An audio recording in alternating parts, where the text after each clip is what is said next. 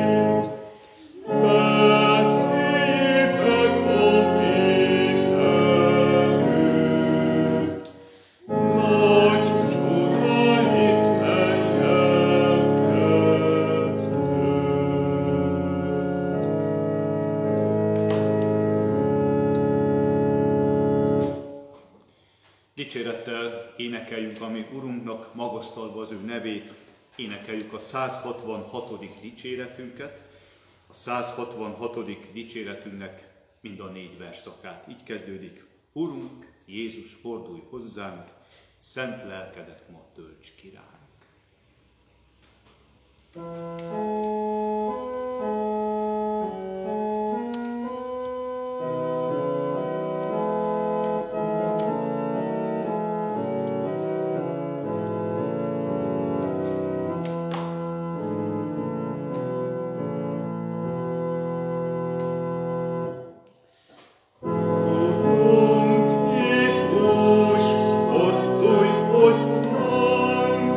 Szent lelkedet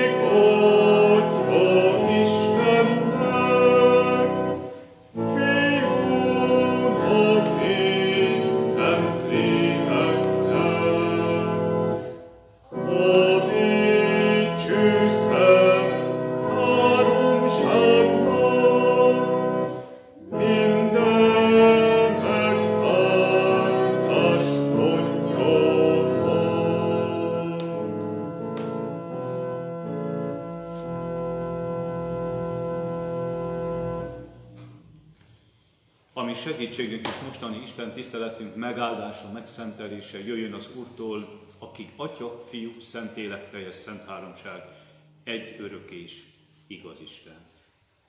Amen. Kedves testvérek, hallgassuk meg mai úrnapi kérdéseit hitvallási iratunknak, a Heidelbergi KT-nak és arra adott válaszait.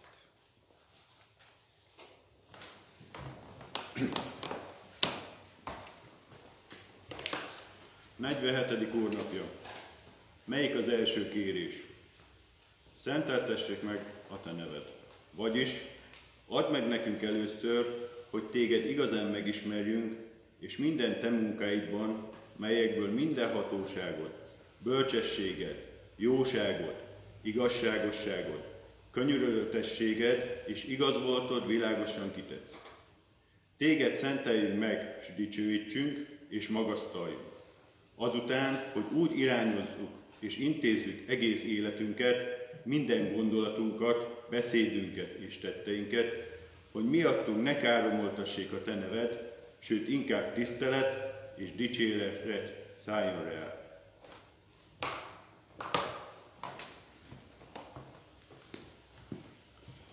Köszönjük szépen! Kedves testvérek, hallgassuk meg Istennek írott üzenetét, úgy, amint az szól hozzánk a Zsoltárok könyve 81. fejezetéből, a 81. fejezet mind a 17 verséből, református bibliaolvasó kalózunk szerinti mai napra kirendelt Zsoltár ez. Így szólt át hozzánk a Zsoltárok könyve 81. fejezete első versétől Isten írott üzenete. A karmesternek a szőlőtaposók kezdetű ének dallamára Ászáfé. Vigadjatok a mi erős Istenünk előtt, újjongjatok Jákob Isten előtt. Kezdjetek zsoltárba, szólaltassátok meg a dobot, a szép hangú citerát, alantot. Fújjátok meg a kürtöt újholdkor, holt töltekor is, ünnepünk napján. Mert Izraelnek szóló rendelkezés ez, Jákob Istenének törvénye. Intelmül adta Józsefnek, amikor Egyiptom ellen vonult. Ismeretlen beszédet hallottam, levettem válláról a terhet, keze megszabadult a kosárhordástól. Hozzám kiáltottál a nyomorúságban, és megmentettelek, válaszoltam neked a felhőből mennydörgésben, próbára tettelek Meriba vizeinél. Hallgass meg népem, hadd incselek, bárcsak hallgatnál rám Izrael. Ne legyen más Istened, idegen Istent ne imádj. Én az Úr vagyok, a te Istened, aki fölhoztalak téged Egyiptom földjéről, nyisd ki a szádat, és én megtöltöm. De népem nem hallgatott szavamra, Izrael nem engedelmeskedett nekem. Ezért hagytam, hogy szívük kemény maradjon, és kövessék a maguk tanácsát. Bár csak rám hallgatna népem, az én utamon járna Izrael. Hamar megaláznám ellenségeit, ellenfeleire emelném kezem. Az Úr gyűlölői hízelegnének neki, az ő ideje pedig örökké tartana. A búza legjavával etetném, a kősziklából szedett mézzel tartanám jól. Isten áldja meg az ő igéjét, szívünkbe fogadását. Amen. Csendesedjünk el imádságba.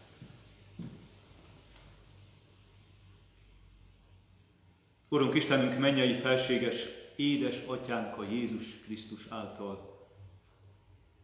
Urunk, hadd dicsérlünk téged ezen a mai vasárnap reggelen is. Köszönjük, hogy megtehetjük ezt énekszóval. Köszönjük, hogy hozzád fordulhatunk, Urunk, imádságban is. Azt is köszönjük, hogy most megszólalhat a te szavad, a te örök üzeneted. Urunk, hadd köszönjük meg ezt a Zsoltárt is, ahogy fetted a te ószövetségi népedet, Izraelt. Elébe adtad a törvényt, a parancsolatokat, az életnek útját. Bár ott volt a figyelmeztetés, hogy milyen a halál útja, és mik várnak azokra, akik ezt követik. Mégis Izrael sokszor ezt az utat, a tőled távol lévőt, az elfordulót, a halál útját választotta. Urunk, köszönjük, hogy megszólalhatott a Zsoltárból a te kegyelmes, irgalmas szavad is. Ahogy te mindig néped után fordultál, ahogy elküldötted prófétáidat szabad által, ahogy hívogattad őket az új életre, a megtérésre, a veled való közösségre. És Urunk, láttuk azt is, látjuk az ő történetükből, hogy sokszor elfordultak tőled, megkeményítették szívüket. Urunk, hadd valljuk meg neked, hogy sokszor mi sem vagyunk különbek, bár még kegyelmesen, még jobban lehajoltál hozzánk Jézus Krisztusban. Úgyhogy te magad jöttél, emberi formát öltöttél, és így hoztad szabadat, a te megváltó üzenetedet a földre. Mégis oly sokan ma is megkeményítik szívüket, elfordulnak tőled.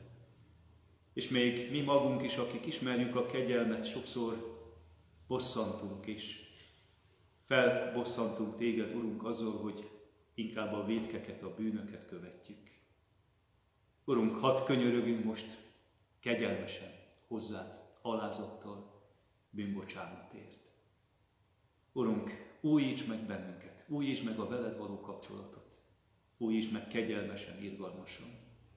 Hadd tapasztaljuk ezt a hosszú tűrésed, ezt a szereteted, ezt a megbocsátó kegyelmet.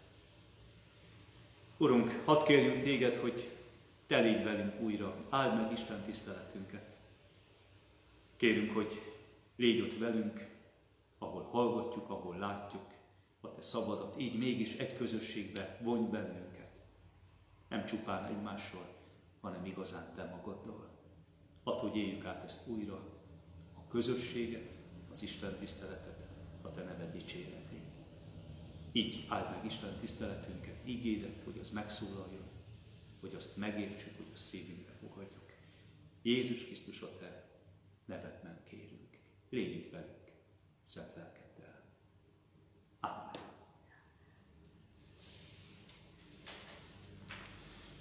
Kedves testvérek, ma is hangzik az örök evangélium, mert úgy szerette Isten a világot, hogy az ő egyszülött fiát adta, hogy aki hisz ő benne, el ne vesszen, hanem örök élete legyen.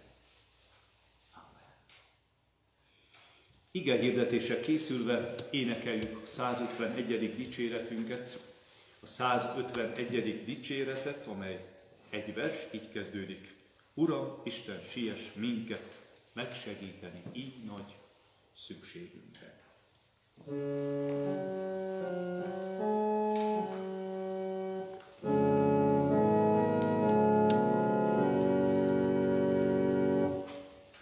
Uram, Isten, siess minket megsegíteni, így nagy szükségünkben.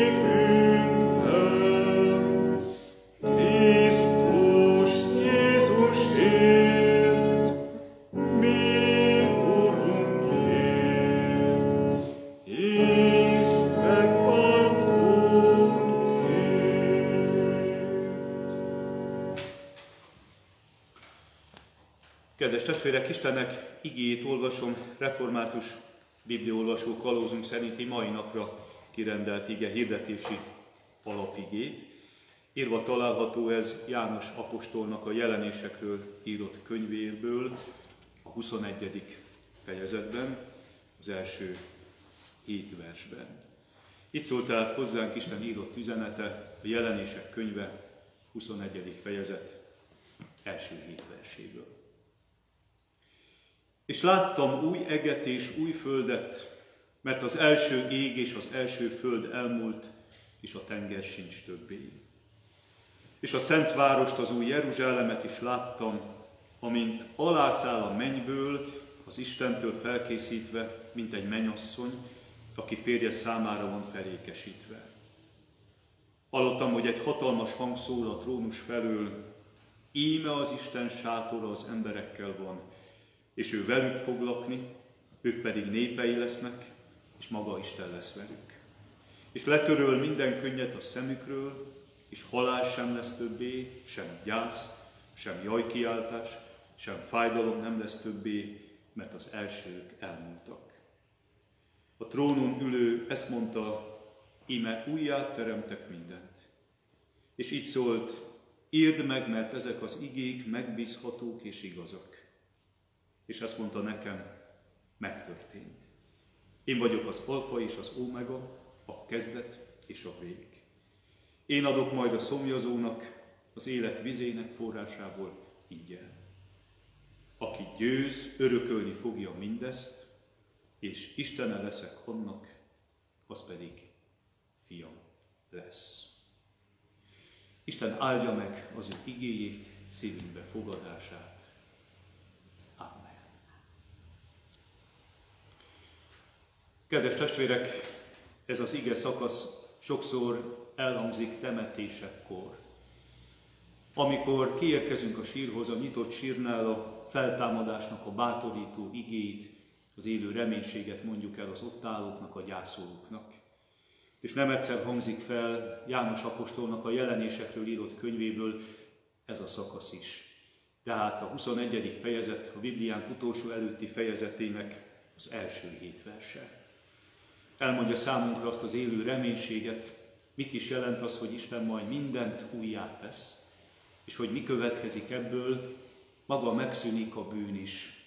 Elpusztítja azt Isten, az örök tűznek továbbá veti, aki minden kísértést okozott nekünk, és minden bűnnek az eredője, magát a sátánt, az ördögöt. És megszűnik az is, hogy azután mi már vétkezni tudjunk a bűnnek a következményei is. És természetesen ez az ige szól arról is, hogy azok, akik győznek, így hangzott ez az utolsó igében, azok pedig örökkön örökké Jézus Krisztussal közösségben lesznek. Tehát az örök üdvösség, az örök biztonság, az örök békesség, az örök boldogság, az most már nem rész szerint való, hanem teljességgel láthatóvá, tapasztalhatóvá lesz. Most már nem csak tükör által homályosan látunk majd, hanem valósággá válik mindez. Égi látássá lesz hitem, talán így is megfogalmazhatjuk, ahogy egy szép énekünk, dicséretünk fogalmaz. Kedves testvérek, nézzük meg tehát ezt az ige szakaszt ezen a mai vasárnapon, közeledve advent felé, hiszen a következő vasárnapunk már advent első vasárnapja, és ilyenkor az utolsó időkről is szólnak a kijelölt ige szakaszunk, mert hát szükséges, hogy emlékeztessen bennünket. Nem csupán az ítéletre, nem csupán a számonkérésre, hanem igazán arra az örök boldogságra, amit majd az újjá teremtett világ jelent azoknak, akik most is örömmel és boldogságként várják Jézus Krisztusnak a megjelenését. De majd azoknak is, akik Isten türelméből, az ő irgalmából még azután, Krisztus megérkezéséig, vagy ezután, fogalmazunk így, újjászüli élő reménységre. Istennek akarata az, hogy minél többen üdvözüljenek. Sőt, ilyen igét is ismerünk, hogy minden ember lehetőség szerint, minden ember üdvözüljön. Azaz meghallja a kegyelmet, megértse ezt, egész életére nézve ez igaz legyen. És utána ezzel a boldog hálaadással, de ezzel a teljes reménységgel is éljen. Miről szól tehát ez az ige szakasz számunkra, ahogy az elején fogalmaztam is, új égről és új földről. Már maga az evangéliumban is beszél erről Jézus Krisztus, elmondja, hogy milyen lesz az ő megjelenése. Teljes bizonyossággal hirdeti, hogy ő majd visszatér a világba, bár a napot, órát nem tudjuk, azt csak az Atya tudja, még az angyalok sem az égben, még a Fiú sem. Az Atyának tiszta ezt eldönteni. És akkor majd utasítja a Fiút, Jézust, hogy jöjjön vissza, térjen be, és akkor újjá kezdődik ez a teremtés. De addig is Istennek irgalmát, kegyelmét, hosszú tűrését élvezhetjük. És később is beszélnek róla mások is. Természetesen akár gondolhatunk a péteri második levélre is, ahol elmondja, hogy bizony majd az ég is, a tartóelemek is mind felbomlanak, tulajdonképpen elemeire bomlik ez a régi világ, amit Isten valamikor tökéletesnek teremtett, nem volt benne semmi rossz, nem volt semmi bűn benne, de bizony az ember engedetlensége miatt megromlott, és ezáltal a bűnnek következményeit nyögi most is e világ.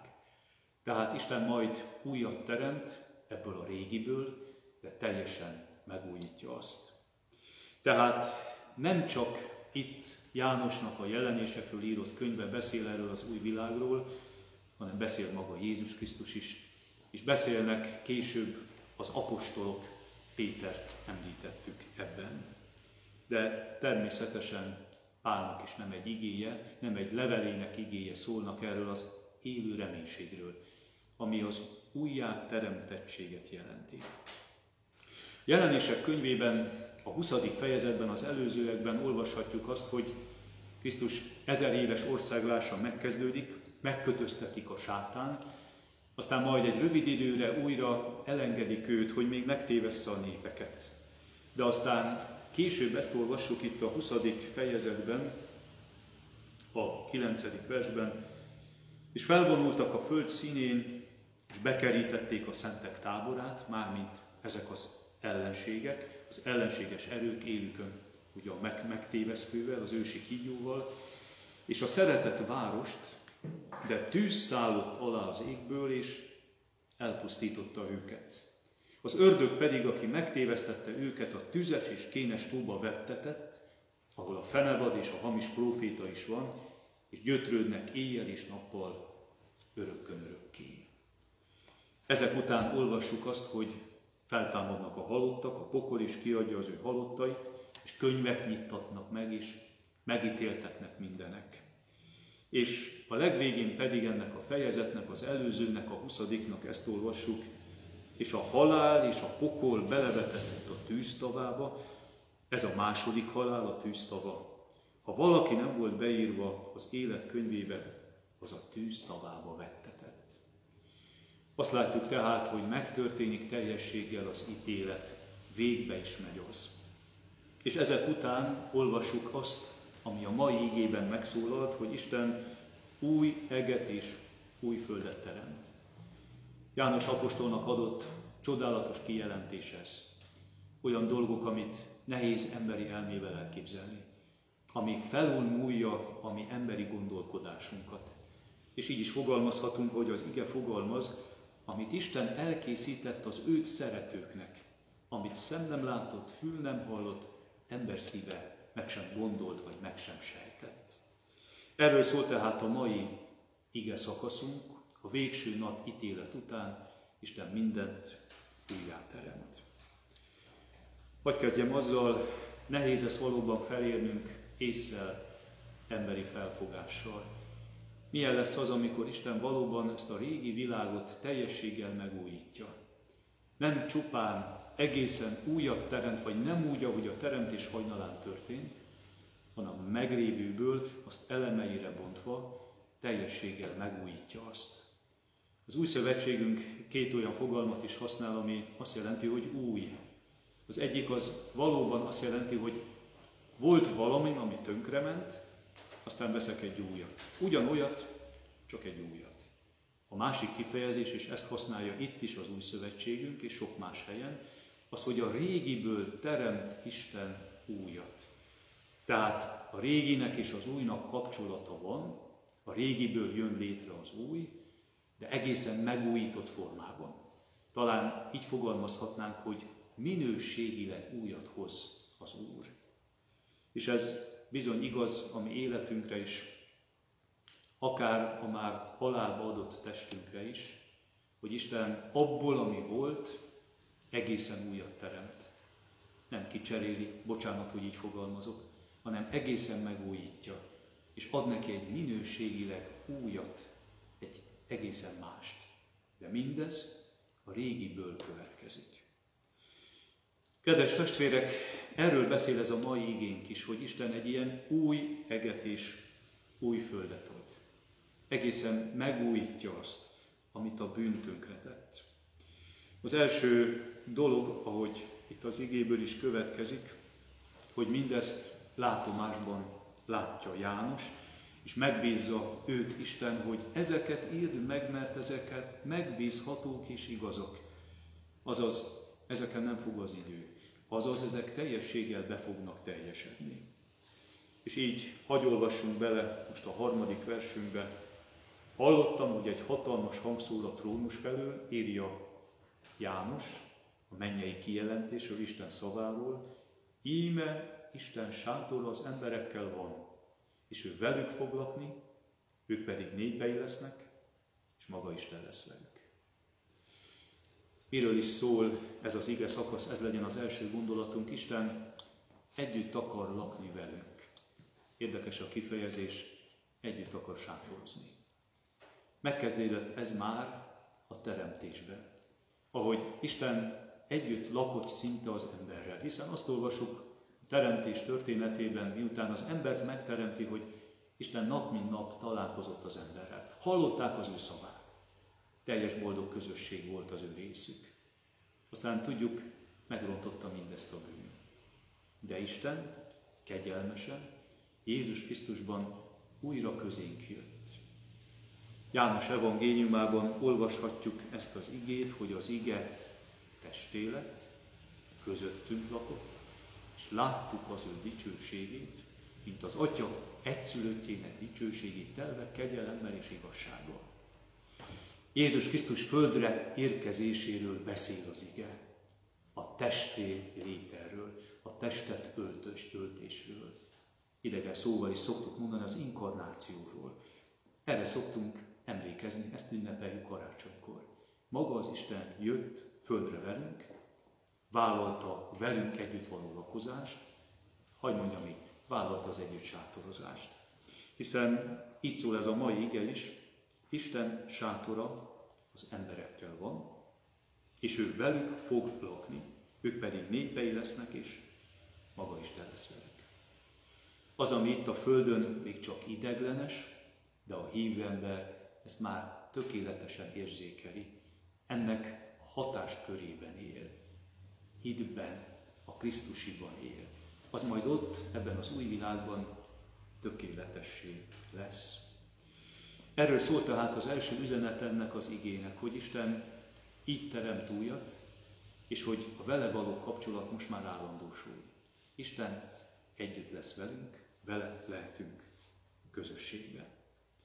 Aztán így folytatódott ez az ige, mert azt mondtuk, hogy megszűnik maga a bűn is, és annak minden következménye. A 4. versben így olvastuk, és letöröl minden könnyet a szemükről, és halál nem lesz többé, sem gyász, sem jajkiáltás, sem fájdalom nem lesz többé, mert az elsők elmúltak.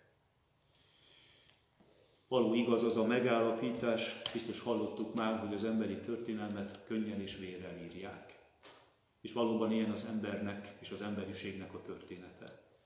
Mert ez egészen kicsi korban elkezdődik testvérek közötti harc, aztán folytatódik majd ez akár nagyobb közösségben, legyen az osztályközösség, később akár munkatársi közösség, vagy sokszor bizony ilyen a házasság is, vagy a családnak a színtere. Ott is vannak harcaink. A bűn következménye mindez. A megromlott emberi természetnek a következménye. És ez nem csak így egyénileg igaz, vagy kis közösségekben, hanem igaz az egész világra. Népek népek ellen támadnak. Nemzetek ellen harcolnak. És így igaz ez a megállapítás általánosságban is, hogy valóban az emberiség története és az ember története az könnyel és vérrel van írva. Ez az ige viszont arról beszél, hogy mindez megszűnik. Hogy olvastuk? Letöröl minden könnyet a szemükről. És halál sem lesz többé, sem gyász, sem jajkiáltás, sem fájdalom nem lesz többé, mert az elsők elmúltak. Azaz, ami teremtettségi voltunkhoz kapcsolódik, ami bűn által megromlott világhoz kapcsolódik. Kedves testvérek, hadd tegyem föl így a kérdést, el tudjuk-e mindazt képzelni, hogy ami ma bűn és a bűnhöz kapcsolódó dolog, akár a fájdalom, akár a betegség, akár a könnyek, azok megszűnnek. El tudjuk-e képzelni, hogy milyen lesz az a csodálatosan új világ, ahol Istennek teljes békessége, teljes biztonsága, teljes bősége, és az a teljes boldogság vár ránk.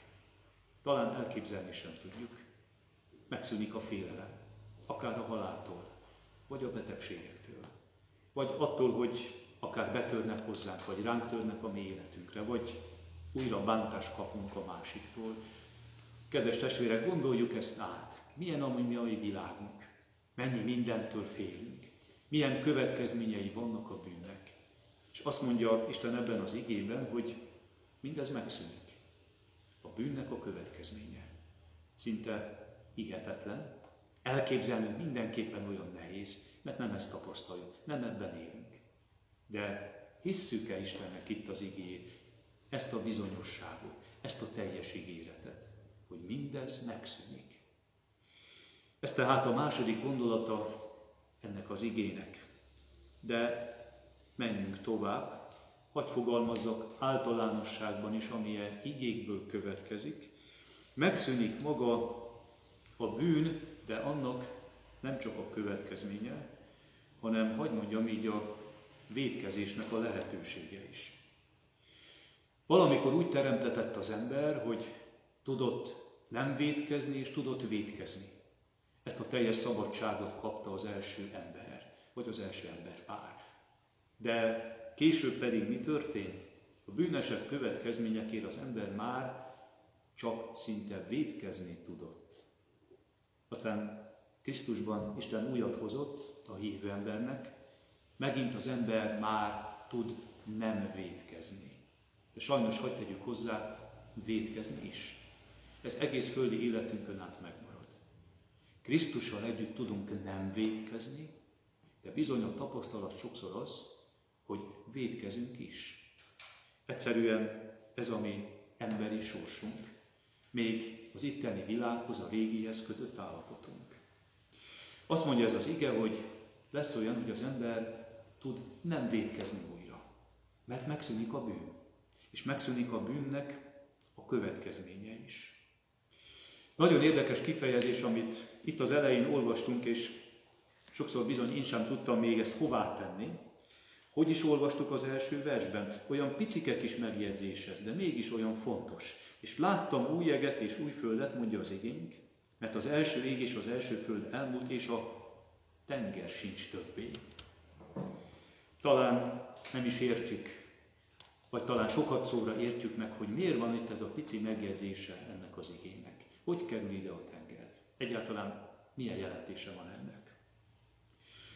Ez egy szimbolikus, sok értelemben és nagyon sok képben elmondott könyv, a Jelenések könyve. De ezeknek a szimbólumoknak nagyon komoly jelentése van, nagy meghatározottsága. És általában a tenger az mindig az a hatalom, amitől félünk. Itt a Jelenések könyvében is azt olvassuk, hogy a fenevad is, ami majd megtéveszti a népeket, az is a tengerből jön föl. És ha magára a tengerre gondolunk, ha már jártuk ott, teljességgel el tudjuk képzelni, de sok képet láthatunk erről, az mindenképpen egyrészt félelmet jelenti a maga hullámzásával, a maga mélységével, a maga titokzatosságával. Tehát az Isten ellenes hatalmakat is jelenti így ez a kép, hogy a tenger. És mit olvastunk itt? Hogy már a tenger sincs többé. Azaz megszűnt ez az ellenséges hatalom. Hogy is mondtuk? Onnan jött föl a fenevad is a tengerből, aki Isten ellen lázott, aki elcsábítja a népeket, bűnre csábítja, sőt, megöli a szenteket. Kedves testvérek, ez a kifejezés is teljességgel erre utal, hogy eltűnik a bűn, a vétek, és annak, hadd mondjam, a lehetősége is, hogy most már vétkezni tudjunk abban az új, abban a tökéletesen új világban.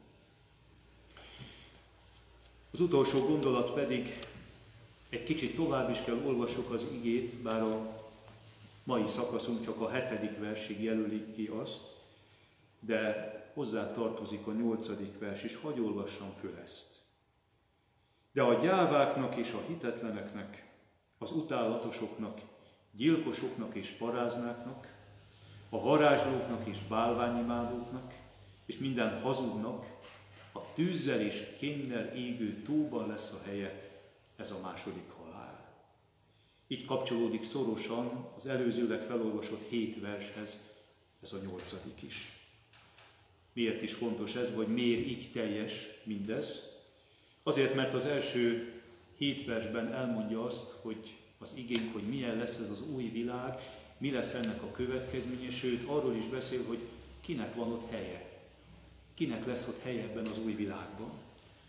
Hadd mondjam el gyorsan és egyszerűen, hogy akik már itt a földön megismerték Krisztust, és a 7. versünk az így is fogalmazott, aki győz, örökölni fogja mindezt, és Istene leszek annak, az pedig fiam lesz, mondja a 7. versünk.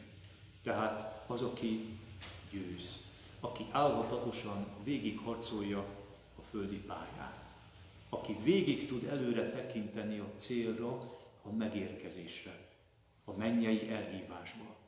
Ahogy Pálnál is olvassuk a Filippi levélben, hogy az, ami már elmúlt, ami hátam mögött van, nem arra tekintek, nem arra fordulok, hanem előre. Itt célegyenest futok, egyenest a cél felé, Krisztus mennyei elhívásának a Jézusban kapott jutalmáért. Tehát az isteni elhívásnak a Krisztusban kapott jutalmáért.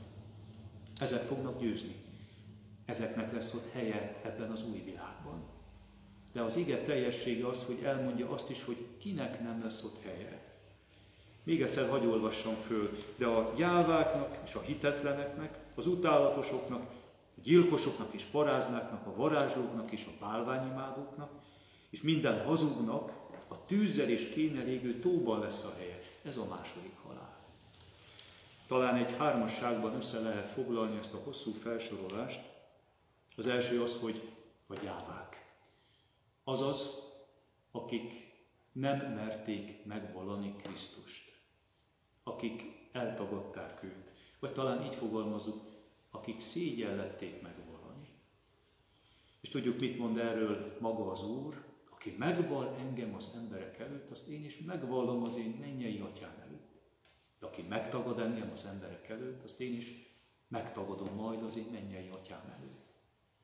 Így nevezi őket most itt az ige, hogy a gyávák, akik féltek megvallani, akik szégyelték urukat. Aztán ilyet is olvasunk, hogy a hitetlenek, azok, akik inkább hittek az ördögnek, annak minden csábításának, vagy e világnak, amely az ördög hatalma alatt van, így kell érteni itt a világszavunkat, és nem inkább Istennek az ő parancsolatainak, vagy nem éppen Krisztus megváltó kegyelmének, amiben tudjuk, ott van Isten parancsolataiban ez is.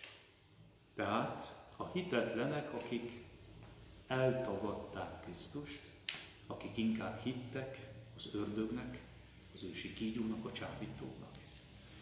És a harmadik dolog, és ide tartozik, mármint a hitetlenek közé, ahogy olvassuk a felsorolásban, varázslók, bálványimádók. Tehát akik nem az egy igaz élő Istenben hittek, hanem épp az ő ellenséget dicsőítették, magasztalták. Tehát kinek is van helyük ott ebben az új világban, és kiknek nincsen. Helyük van mindazoknak, akik Krisztus megváltó kegyelmében hisznek. Akik ez ő életükre nézve mindez igaz. Ebből a kegyelemből élnek.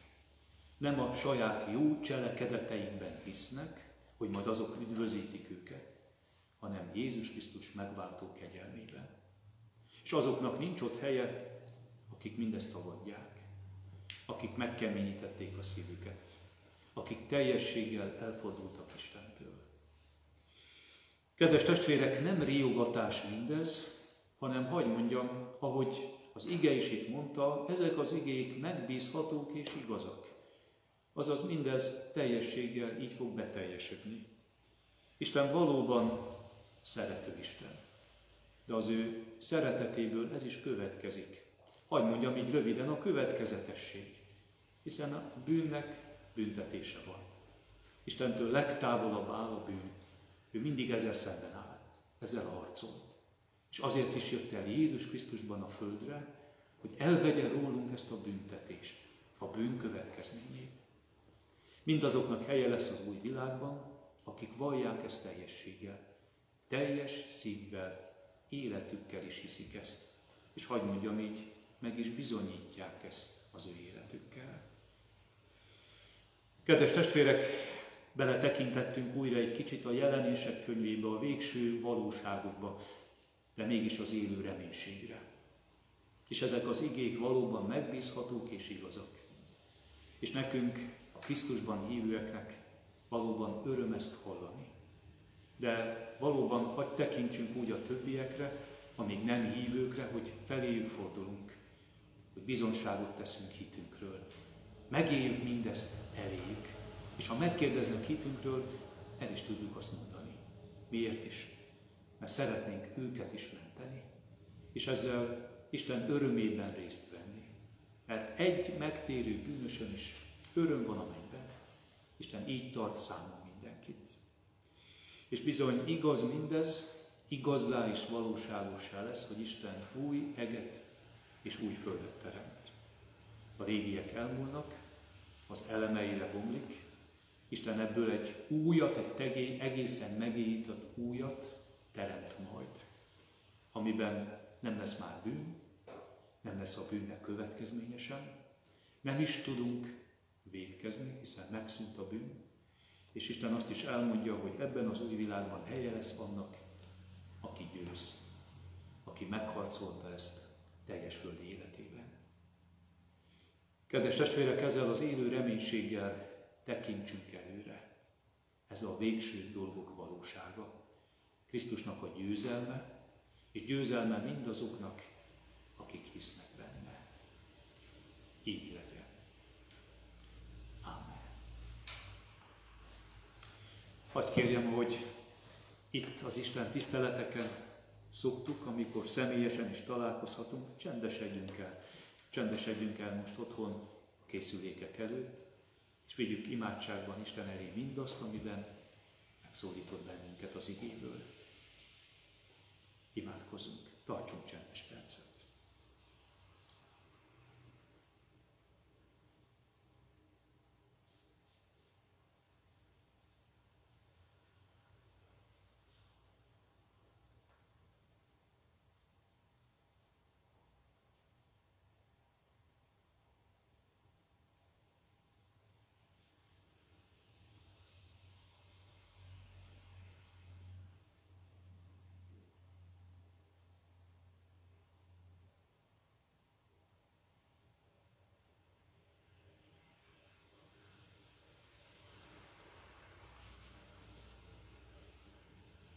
Köszönjük, hogy imádságokat meghallató Isten vagy. Urunk Istenünk, hadd köszönjük meg ezeket az igaz igéket. Köszönjük, hogy számunkra is leíratott mindez. Hogy János apostolnak adtad-e kijelentéseket, ő pedig megfogalmazhatta, és mindezt olvashatjuk ma is, hiszen Urunk, arra is volt gondod, hogy ezek az igék megmaradjanak, hogy a következő nemzedékek sorozata egészen a te megérkezéséig olvashatja, hallhatja mindezt. Urunk, legyen ez bátorításul számunkra, legyen ez különösen bátorítás a betegségben lévőknek, akár azoknak, akik haláltusájukat vívják, azok, akik elkészültek már, hiszen talán gyógyíthatatlan betegség az, ami rajtuk van. Legyen ez bátorítás, legyen ez vigasztalás, és legyen teljes odafordulás, Urunk, te hozzád. De legyen ez vigasztalás mindenkinek, aki most még egészségben él, vagy akár fiatal, de Urunk, add, hogy ezekre a végső dolgokra is gondoljon. Így élje a mindennapokat, előre tekintve, így megélve a jelent, hiszen a múltunkra már, Urunk, bűnbocsánat által megoldást adtál. És így a jövőnktől sem kell félni, mert te vagy ott a jövőnkben is. Te fogsz mindent újjá teremteni. Uram, különösképpen hadd kérjünk most a betegeinkért, kérjünk gyógyulást, adj a fájdalmaikra enyhülést, add, hogy még jobban oda tudjanak fordulni feléd a betegségben. És Urunk, köszönetet mondunk azokért is, akik felgyógyulhattak betegségekből. És Urunk, hadd kérjünk most az orvosokért, ápolókért, mindazokért, akik betegágyok mellett vannak, akik ebben a szörnyű korban is ott állnak az első vonalban, fáradtságot nem kivélve, oda számolva teljes életüket. Urunk, újítsd meg őket, újítsd meg naponként az ő erejüket is, tudjanak így gyógyítani, tudjanak így szolgálni a betegek, az elesettek felé. És Urunk, kérünk-e világért, látjuk ezt a szörnyű kort, ami elhatalmasodott rajtunk, de hadd mondjuk azt is, hogy látjuk azt a még nagyobb kort, azt a még szörnyűbbet, a bűnnek kórját, betegségét, ami az egész világra elhatott, és minden egyes emberre. Bizony hasonló ez a betegség is. Kérünk, Urunk, hogy szabadíts bennünket e betegségből is, e szörnyű kórból is, de szabadíts bennünket a bűnnek szörnyű kórjából. Adj megoldást a mi életünkre, személyesen Jézus Krisztusban. Már elkészítetett a váltság, add, hogy rám nézve is ez igaz legyen. És hadd könyörgünk azokért, akik már az született új életben járnak, akik Krisztus váltságából élnek naponként. Urunk, újítsd meg őket újra és újra kegyelmeddel, reménységgel töltsd meg szívüket. Így kérünk gyülekezetünk egészéért, kicsikért, nagyokért. Így kérünk intézményeinkért, az odajáró gyermekekért, az ott dolgozókért. Urunk, szabadíts meg bennünket, és hadd kérjük a Te áldásaidat is egyben. Jézus Krisztus, a Te nevedben kérünk. Ámen. Most mondjuk el közösen a mi Urunktól tanult imádságot. Mi Atyánk, aki a mennyekben vagy, szenteltessék meg a Te neved. Jöjjön el a Te országod, legyen meg a Te akaratod, amint a mennyben, úgy a földön is. Ami mindennapi kenyerünket add meg nékünk ma, és bocsáss meg a mi vétkeinket, miképpen mi is megbocsátunk az ellenünk vétkezőknek. És ne védj minket kísértésbe, de szabadíts meg a gonosztól, mert Tiéd az ország, a hatalom és a dicsőség, mind örökké. Amen. Hallgassuk meg a hirdetéseket. Néhány dolgot hadd mondjak el. Először is azt, hogy egyházmegyei imanaptárunk szerint ma a tököli gyülekezetre gondolunk. Tököl Budapest alatt található, közel ennek az egyházmegyének az északi végében. Maga a település több mint 10 000 fő, tehát közel Budapesthez, agglomerációs övezet. Reformátusnak vallotta magát, ez már lassan 10 éves adat, a település 1/10, majdnem 1000 fő. És vasárnapi átlag látogatottság az Isten tiszteleteken, ez is már 4 évvel ezelőtti adat, 60 fő. Én úgy hallottam erről a gyülekezetről, hogy már nőtt ez a szám is, tehát a vasárnapi átlag létvelőknek a létszáma. Még az egyházmegyei imanaptárunkon az előző lelkipásztor található, de most már évek óta is már beiktatott lelkészként Horváth Dániel Csaba, a gyülekezetnek a lelkipásztora, fiatal kollégám. Hadd kérjem tehát, hogy a héten az imádságainkban gondoljunk a tököli gyülekezetre is, hordozzuk az ő szolgálatukat, kérjük, hogy Isten igéje ott is végezze el a munkáját, minél többen legyenek az Úré, kezdhessenek egészen újjáteremtett életet. Szorványa is van ennek a gyülekezetnek, Sziget Csép, ezt is hadd mondjam el még gyorsan. Hadd mondjam el azt is, hogy hétközi alkalmaink úgy alakulnak, nem tévedek, amit mondok, hiszen bár személyesen nem találkozhatunk, de a technika eszközeink keresztül igen. Kedden 18 órakor férfi bibliaórát tartunk, és hadd kérjem azt a férfiaktól, hogy figyeljék az e-mail levelezésüket, leveleiket, hiszen ott kapunk olyan belépési kódot, ami meghív bennünket egy felületre, ahol valóban képpel és hanggal tudjuk, látjuk majd egymást, remélhetőleg ez így történik, és így lehetőség lesz arra, hogy együtt közösségben legyünk, hallgassuk az igét, tudjunk megszólalni, reagálni is erre, úgy, mint azt, ahogy a bibliaórákon szoktuk tenni. Tehát kedden 18 órakor így várjuk a férfi testvéreket bibliaórára. Hadd mondjam el azt is, hogy csütörtökön, amikor a csütörtöki bibliaóra ideje van, szeretnénk felvételt is feltenni, ami elindítható lesz a Facebook oldalán és a gyülekezetnek a honlapján, tehát rövid bibliaórai szolgálat is lesz.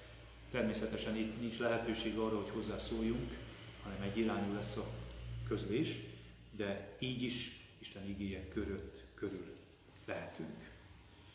És hadd mondjam el azt is, hogy vasárnaponként az ima közösség alkalma is ilyen internetes felületen történik, már az elmúlt vasárnap is így volt. Köszönjük azt is, hogy ez így lehetséges. Ha jól tudom, az időpont is a régi, tehát vasárnap 9 és fél 10 között, tehát ima közösségben vannak együtt azok is, akik sokszor eddig is itt személyesen élőben az Isten tiszteletek előtt voltak. Erre is van lehetőség, én úgy tudom, hogy ebbe bekapcsolódjunk. Használjuk a gyülekezetnek az elérhetőségeit, az e-mail címünket, ez megtalálható a honlapon is, cegledújvaros.ref@gmail.com, és ezek a felületeink itt láthatók majd most a kivetített képen is, tehát a gyülekezetnek a Facebook oldala és a gyülekezetnek a honlapja, tehát itt tudjuk meghallgatni, vagy éppen megnézni az újabb és újabb szolgálatokat. Hadd mondjam el azt is, hogy az egyházmegyei és az egyházkerületi választásokkor letelt már a fellebezési határidő, én úgy tudom, semmiféle visszajelzés nem volt ezekre, tehát január 1-ében föláll az új egyházi vezetésünk, az egyházkerület élén Balogh Zoltán püspök úr és az egyházkerületi főgondnok Veres Sándor. Az egyházmegye éjén pedig a régi új vezetés, Takaró András esperes úr és egyházmegyei gondnokunk Pogrányi Károly. Január 1-én áll föl tehát így az új vezetés, addig pedig még a régi vezetés viszi az ügyeket egészen az év végéig. Hadd kérjem azt is, hogy hordozzuk ezt a váltást is imádságban. Valóban a vezetőink is Istent, és hadd mondjam, hogy minket is szolgálva vezessék a rábízottakat. És végezetül hirdetem az adakozást is, megint csak nem tévedek, hiszen bár személyesen így nem lehet megtenni, de gyülekezetünk bankszámla számára el lehet küldeni az adományokat, és így a persely pénzeket is. Kérjük, hogy a közlemény rovatba jelezzék ezt, hogy milyen ez az összeg, amit elküldtek a gyülekezetünknek.